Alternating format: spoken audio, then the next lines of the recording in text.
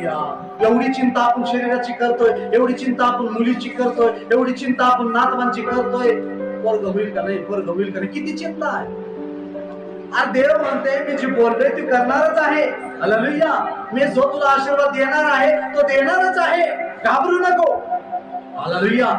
ती चिंता सोडून त्या बाजूला, ते चिंता घेऊन बसू नका.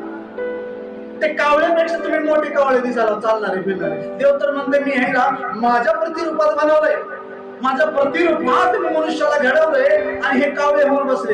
हालेलुया. कावळे तर चिंता करत नाही, त्यांना मी योग्य वेळेस त्यांचं अन्न वस्त्र त्यांना मी देतो. कुणाला देतो? कावळ्याला त्यांचं भोजन वेळेवर मी देतो. कोण म्हणत आहे? परमेश्वर.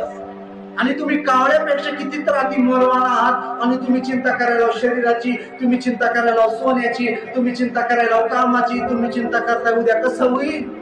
हालेलुया. या चिंता तुम्हाला एक दिवशी नरकात घेऊन जात्या. आहे म्हणून देव